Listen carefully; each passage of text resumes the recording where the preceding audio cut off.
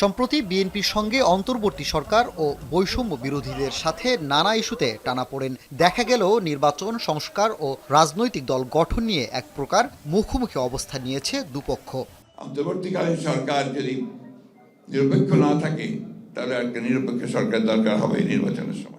এমন প্রেক্ষাপটের মধ্যে বিএনপির মহাসচিব মির্জা ফখরুল ইসলাম আলমগীর এক আলোচনা সভায় নিরপেক্ষ সরকারের অধীনে নির্বাচন দেওয়ার দাবি জানান। তার এমন বক্তব্য ভালোভাবে নেননি উপদেষ্টা নাহিদ ইসলাম।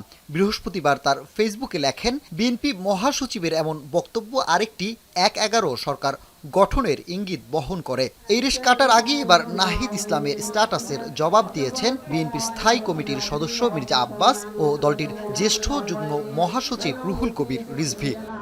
সকাল 10টায় শুক্রবার সকাল 11টায় বিএনপির নয়াপল্টন কার্যালয়ে আরাফাত রহমান কোকর দশক মৃত্যুবার্ষিকী আলোচনা সভায় মির্জা আব্বাস বলেন, ১/১১-র কারণে সবচেয়ে বেশি ভুক্তভোগী দল বিএনপি। এমনকি বিএনপিকে আওয়ামী লীগ ও ভারতের দোসর বানানোর চেষ্টাও চলছে বলে মন্তব্য করেন বিএনপির এই নেতা।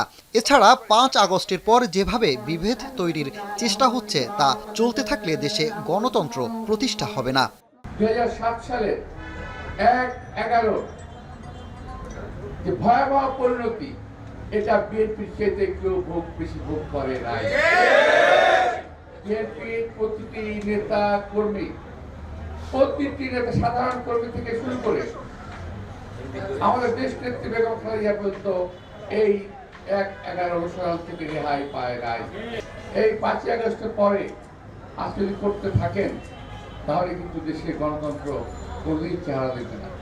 এদিকে অন্তর্বর্তী সরকারের মধ্য থেকে কিংস পার্টি তৈরির চেষ্টা চলছে বলে মন্তব্য করেছেন বিএনপির জ্যেষ্ঠ যুগ্ম মহাসচিব রুহুল কবির রিজভী। একই সাথে এই সরকারের নিরপেক্ষতা নিয়েও প্রশ্ন তোলেন তিনি। এই সরকারকে গণতান্ত্রিক আন্দোলনের ফসল মন্তব্য করে রিজভী বলেন, জনগণের প্রত্যাশা ছিল এই সরকার জনগণের জন্য কাজ করবে, কিন্তু তারা শুধু আগে সংস্কার নিয়ে আছে। এখনো অধিকাংশ সচিব ও প্রশাসনের লোক আওয়ামী লীগের দোসর বলেও মন্তব্য করেন তিনি। এমনকি প্রশাসনিক নিয়োগের ক্ষেত্রে বিশেষ এক রাজনৈতিক দলকে প্রাধান্য দেওয়া হচ্ছে বলেও অভিযোগ করেন বিএনপির এই নেতা। আমরা এও শুনেছি যে উপদেষ্টাদের মধ্যে থেকে চেষ্টা করা হচ্ছে যে একটা কিংস পার্টি করার। তারপরে বিভিন্ন ক্ষেত্রে আমরা দেখেছি বিভিন্ন জায়গায় প্রশাসনের বিভিন্ন ক্ষেত্রে নিয়োগের ক্ষেত্রে বিশেষ কোনো রাজনৈতিক দলকে তারা প্রাধান্য দিচ্ছেন বা ইয়ে করছেন।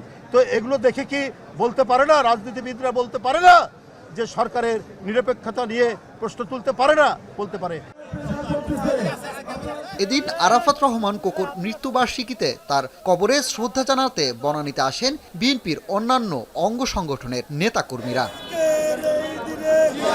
সানি মৃধা, এখন, ঢাকা। শিয়া বাটার ও ভিটামিন ই সমৃদ্ধ lily glam beauty soap. Lily, always beautiful.